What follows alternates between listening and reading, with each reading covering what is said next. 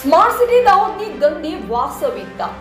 દાહોદ શહેર જેને આપણે સ્માર્ટ સિટી બનાવવાના સપના જોઈ રહ્યા છે, પણ શું ગંદકી અને રોગચાળા વચ્ચે સ્માર્ટ સિટી શક્ય છે?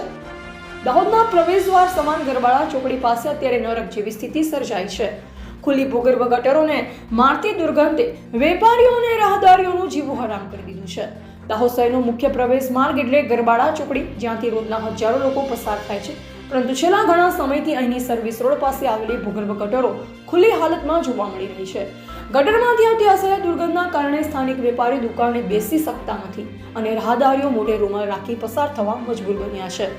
આ વિસ્તાર ગારખાયા તરીકે ઓળખાય છે, જે એક સ્લમ વિસ્તાર છે. સ્થાનિકોનો સીધો આક્ષેપ છે કે સ્લમ વિસ્તાર હોવાના કારણે નગરપાલિકા અહીં ધ્યાન નથી આપતી અને અમારી સાથે ભેદભાવ રાખવામાં આવે છે. માત્ર ગટર બનાવી છોડી દેવાય છે, તેની સાફ સફાઈ કે મેન્ટેનન્સ માટે કોઈ તસ્તી રહેતું નથી.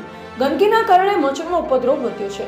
જો અહીં ભયંકર રોગચાળો ફાટી નીકળશે તો તેનો જવાબદાર કોણ? પાલિકા કે પછી વહીવટીતંત્ર? શું ગરીબ લોકોના સ્વાસ્થ્યની તંત્રને કોઈ કિંમત નથી? શહેરના એન્ટ્રી પોઈન્ટ પર જ આવી ગંદકી હોય તો બહારથી આવતા લોકો પર દાહોદની કેવી છાપ પડશે? વેપારીઓ વેરો ભરે છે તો તેમને પાણીની સુવિધા કેમ નથી મળતી? શું કોઈ મોટો રોગચાળો ફેલાય તે પછી જ પાલિકા જાગશે? તંત્રના પાપે અત્યારે ગારખા અને ગરબાડા ચોકડીના રહીશો બીમારીના ખપરમાં હોમાવા જઈ રહ્યા છે. હવે જોવું રહે છે કે કુંભકર્ણની નિંદ્રામાં સૂતેલું દાહોદ નગરપાલિકા તંત્ર આ ગટરની સફાઈ કરાવે છે કે પછી જનતાને આ ગંદકીમાં સડવા માટે છોડી દે છે. રિપોર્ટર સુનિલ કુમાર એચડામોર સિંગવડ, દાહોદ. સાહેબ, મારું નામ બિલાલ છે. અહીં મારું ગેરેજ ચાલે છે અને ગરબાડા આપણે ગરબાડા ચોકડી છે, બ્રિજની નીચે ભવાની હોટલ પાસે. આખું આ નાલું ખોદેલું છે, તૂટેલું છે. એટલી ખરાબ વાસ આવે છે, કામ કરવામાં ખૂબ તકલીફ પડે છે. વારંવાર બીમાર બી થઈએ છીએ અમે. કોઈ આવીને દેખવા તૈયાર નથી. આખું આવે છે, હા કરી જશું, પછી આવતા નથી. બતાવ્યું કે કાં આવીને જોઈ જાય પછી કરી જશું, ત્યાર પછી કોઈ આવતું નથી. કેટલા સમયથી છે? 3 વર્ષ થઈ ગયા. વરસાદમાં તોડી ગયા હતા. શા માટે તોડી ગયા હતા? પાણી પેલું વરસાદનું આવી જાય વધારેનું, નીચાણવાળો વિસ્તાર છે, એના હિસાબથી લોકો આવ્યા હતા. કોને કોને રજૂઆત કરી હમણાં સુધી? આ આપણે નગરપાલિકામાં ત્યાંથી પહેલા રજૂઆત કરી ચૂક્યા હતા, આપણે અરજી આપી છે. કોઈ આવ્યું હતું?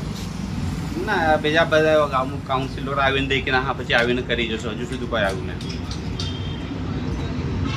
ચિત્તલ જ્યાં ગરબાડા ચોકડી ભવાનીની બાજુમાં આવ્યો સર્વિસ રોડ પર. અહીંયા જે સર્વિસ રોડની જે ગટર લાઈન છે એ છેલ્લા 3 થી 4 વર્ષથી તોડી નાખી છે અને અહીંયા હોટલોનો ને એ બધો બહુ કચરો આવે છે અને બહુ ગંદકીવાળો થાય છે, બહુ બદબુ આવે છે અંદરથી અને વારે ઘડીએ બીમારી અને મચ્છરોનો બહુ ત્રાસ છે અને વારે ઘડીએ લોકો અહીંયા બીમાર પડે છે. અમારી પાસે જે ગ્રાહક આવે છે એ બી અહીંયા બેસવા રાજી નથી, એ બી તૈયારીમાં ઊભા થઈને જતા રહે છે. એટલે આનો નિકાલ આવવો જોઈએ. એના માટે અમે નેશનલ હાઈવે ઓથોરાઇઝવાળાને બી અમે અરજી આપી છે. એમને બી ફોન કર્યો તો એમને ઓડિયો બી નાખ્યા હતા, વિડીયો બી નાખ્યા હતા, ફોટા બી નાખ્યા હતા, પણ એ બી આજ સુધી આવ્યા નથી.